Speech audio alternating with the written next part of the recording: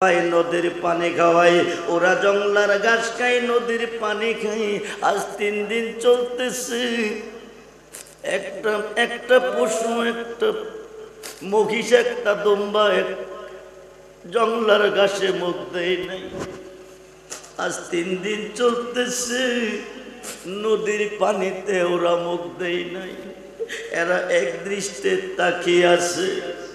হায় খায় আজ 3 দিন চলে গো, 3 রাত্র চলে গো, ওরা কোনো খানা খায় নাই। ওরা জংলার ঘাসে মুখ দেয় নাই, নদীর পানিতে মুখ দেয় নাই।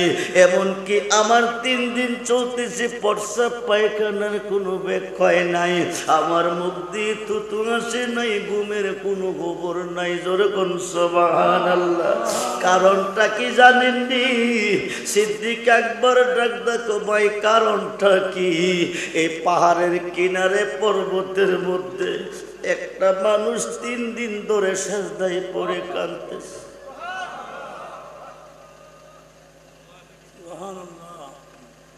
3 দিন 3 রাত্র চলে যাচ্ছে, সেজদায় পড়ে কাঁদতেছে। তুমি কে? তোমার বাড়ি কই? পরিচয় দাও না আমার। জীবনে কত মানুষ দেখেছি আমি, এত সুন্দর মানুষ কোনোদিন দেখি নাই।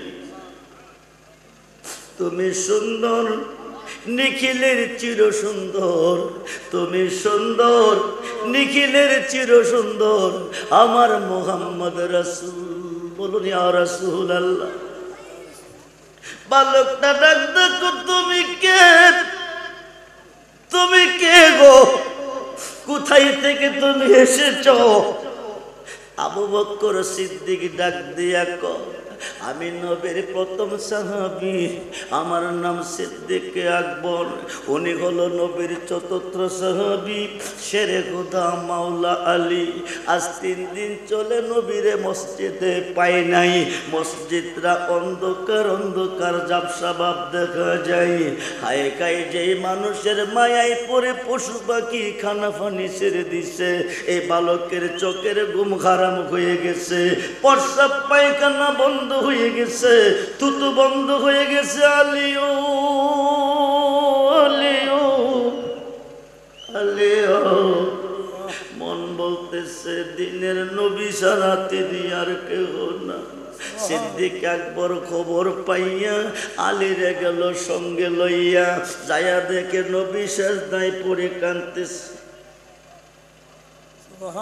আবু বকর ডাক দেখো, নবী গো, নবী গো, নবী গো, ইয়া রাসূলুল্লাহ। 1 সেকেন্ডের জন্য যদি আপনাকে না দেখি, আমি আবু বকরের ভালো লাগে নাই। নবী 3 দিন চলতেছে, মসজিদের ভিতরে আপনারে আমরা পাই নাই। বেলাল যখন আজান দিত, দৌড়ে আমরা মসজিদে আইতাম, আয়া দেখতাম আপনি মিম্বরে বসে আছেন, মসজিদরা আলোকিত গো নবী। আজ 3 দিন 3 রাত্র চলতেছে, মসজিদে নবী নাই। আপনি এখানে সেজদায় পড়ে কাঁদতেছেন কেন? আমি আবু বকর এসেছি, একটু সের মোবারকটা উত্তোলন করুন, আমার দিকে একটু লক্ষ্য করুন। কিন্তু নবী কোনো কথা কয় না, কোনো সাড়া দেয় না। সিদ্দিক আকবর ডাক দেখো, নবী গো, নবী গো, নবী গো, আমি বুঝতে পেরেছি আপনি আপনার নিজের জন্য কাঁদেন নাই, নিজের পরিবার পরিজনের জন্য কাঁদেন নাই। আপনি কাঁদতেছেন আপনার উম্মতের গুনাহ মাফের জন্য। উম্মত রে, কি জবাব দিবি নবীজির আদালতে, ময়দানে মাহশরে? 5 ওয়াক্ত নামাজে সাজদা দিয়েছো আল্লাহকে, রোজা রেখেছো আল্লাহর উদ্দেশ্যে, হজ করেছো আল্লাহর উদ্দেশ্যে, কবর হাসর মিজান ফুলচেরা সর্বঘাটে গেলে পাইবা তোমরা আমার নবীরে। কি জবাব দেবে নবীজির আদালতে?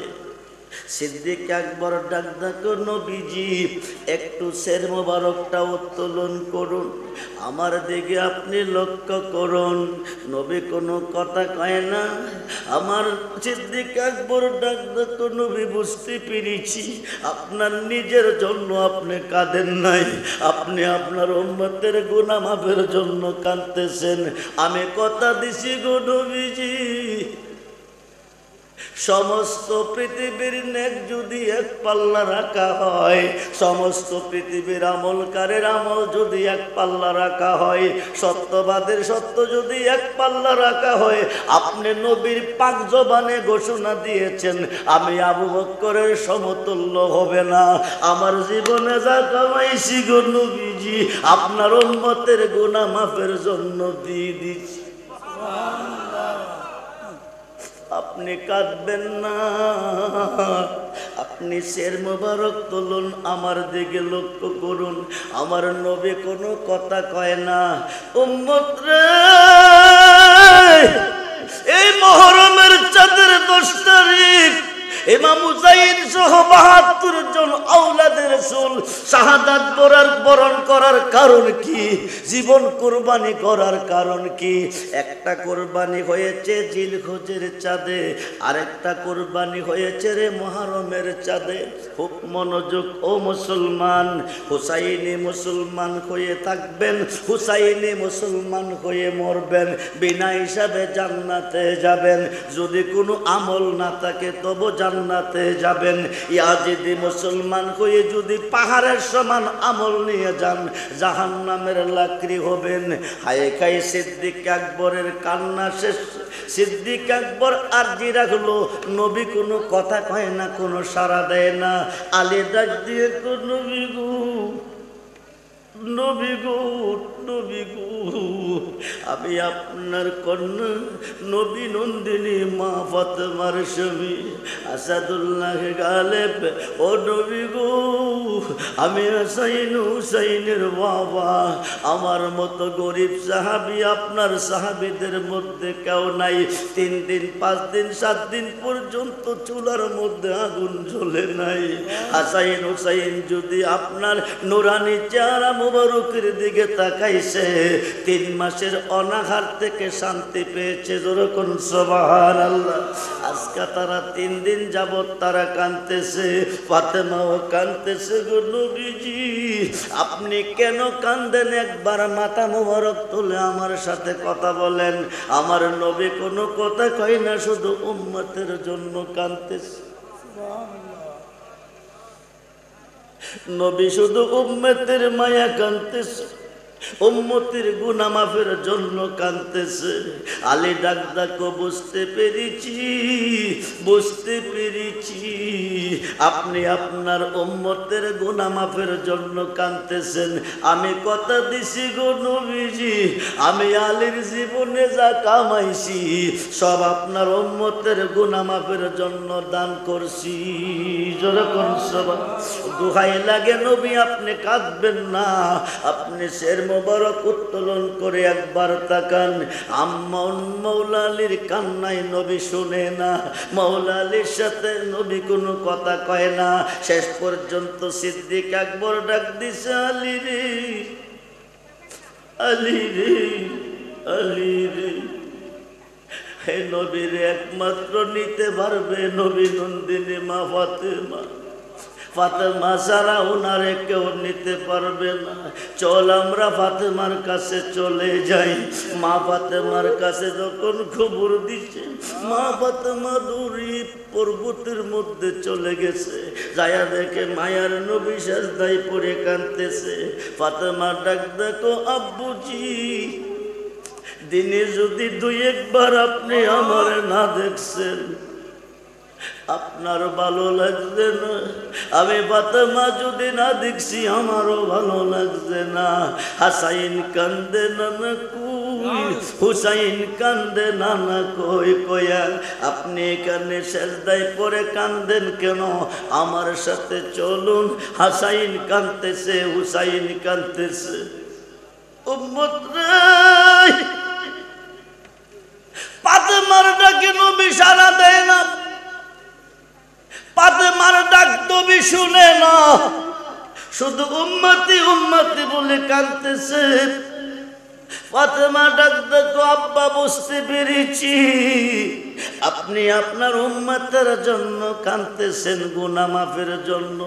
আমি কথা দিছি আমি ফাতেমার জীবনে যা কামাইছি সব আপনার উম্মতের গুনাহ মাফের জন্য দান করছি।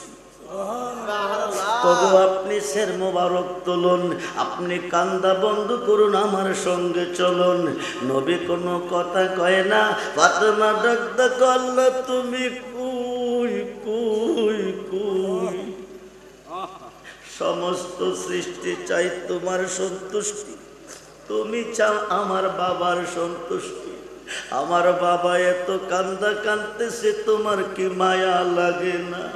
আসমান কান্দে, জমিন কান্দে, পাহাড় কান্দে, সাগর কান্দে, নদী কান্দে, জঙ্গলার পশু পাখি কান্দতেছে গো আল্লাহ। আমার আব্বারে বলে দাও আমার সঙ্গে চলে যাইতো। আল্লাহও ভালো মন্দ কোনো কিছু কয় না। এইবার ফাতেমা ডাক ডাকো, বুঝতে পেরেছি আব্বাজি আপনি সের মোবারক তুলবেন না। আমি বুঝতে পেরেছি, আমি কথা দিছি গো আব্বাজি, আমার দুই সন্তানকে তোমার উম্মতের গুনাহ মাফের জন্য কুরবানি দিছি।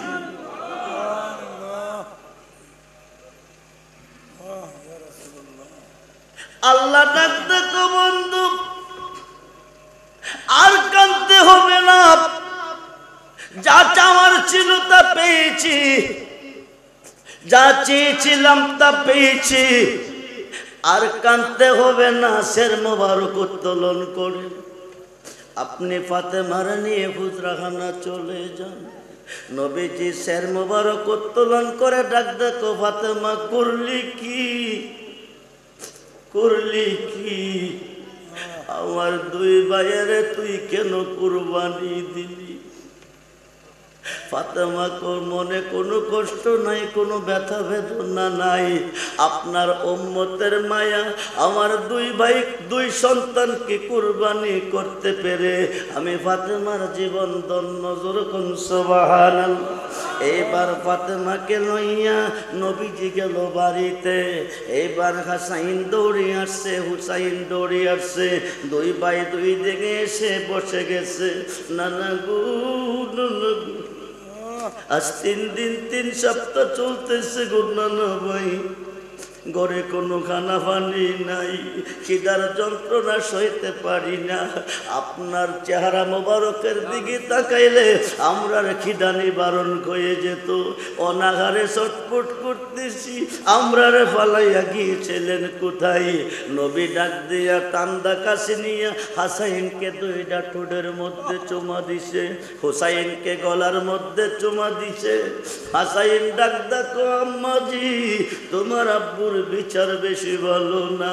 তোমার আব্বু আমরা দুই ভাইকে দুই নিয়তে সম্মান করেছে। ফাতেমা ডাক দেখো, আব্বাজি আপনার মতো ইনসাফগার বিচারপতি কি দুনিয়াতে আর আসবেনি? হাসাইন বলছে কি, নবী ডাক দেখো, ফাতেমা ফাতেমা ফাতেমা একবার যদি কইতে চাই তুমি চোখের পানি রাখতে পারবে না। ফাতেমা কো কি আব্বা কি? আমার উম্মতের মধ্যে এক দলে আমার ভাই হাসাইনকে খিরা চূর্ণ বিষ খাওয়াইয়া বিদায় করবে। খিরা চূর্ণ বিষ যেখান দিয়া পান করাবে ওই জায়গাতে লাগলে মুখটা পচে যাবে। আমার ভাই হাসাইনের ঠোঁটে চুমা দিছি গো মা, এই কারণে খিরা চূর্ণ বিষ আমার ভাইয়ের মুখের কোনো ক্ষতি করতে পারবে না। যেরকম সুবহানাল্লাহ। আমার ভাই হুসাইনের গলার মধ্যে চুমা দিয়েছি। উম্মতের মধ্যে এক দলে শিরুচ্ছেদ করবে, গলা দিয়া ছুরি চালাবে। আমার ভাইকে শিরুচ্ছেদ করবে, শহীদ করবে। আমি গলার মধ্যে চুমু দিয়েছি গো মা। কিয়ামতের আগ পর্যন্ত খিরার চুলি চালাইবে চালাইবে, কিন্তু আমি নবীর চুমা মুবারক থাকার কারণে আমার ভাইয়ের গলা কাটবে না। যখন সবার সে নবী চাই কি চায় না? হাত তুলে দেখান, নবী চাই কি চায় না?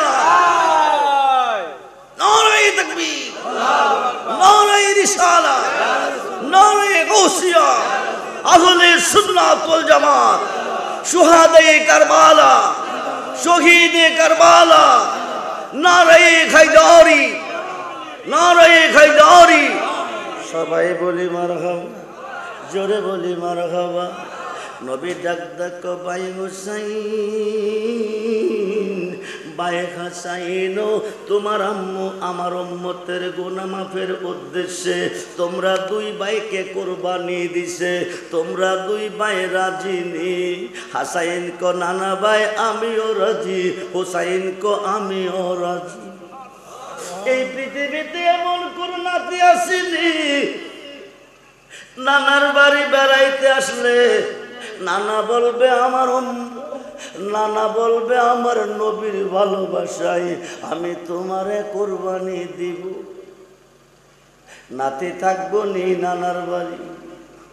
নাতি কইব জীবনের বিদায় নিলাম, আর কোনোদিন আসবো না তোমার বাড়ি। এই কুরবানি গরিব চাঁদপুরের মুসলমান, এই মুহরমের চাঁদের 10 তারিখ মুআবিয়ার পুত্র ইয়াজিদের চক্রান্তে কারবালার যুদ্ধটা ছিল সত্য এবং মিথ্যার লড়াই। কারবালার যুদ্ধ ছিল আনুগত্যের বিষয়। ইয়াজিদে বলছিল হুসাইনকে ইয়াজিদের আনুগত্য করার জন্য। হুসাইন বলছিল ইয়াজিদ তুই মিথ্যার পক্ষে, তুই কুফরির পক্ষে, তোর কাছে সত্য কোনোদিন স্যালেন্ডার করতে পারে না, তোর কাছে সত্য কোনোদিন আত্মসমর্পণ করবে না, বরঞ্চ তুই আমার কাছে বায়াত গ্রহণ কর। ইয়াজিদের কথা না মানার কারণে আওলাদে রাসূল ইমাম হুসাইন বলছেন ইয়াজিদ রে, সত্য কোনোদিন মিথ্যার কাছে স্যালেন্ডার করে না, প্রয়োজনে আমি জান দেব কিন্তু ঈমান দিব না। জোরে কোন আল্লাহু আকবার।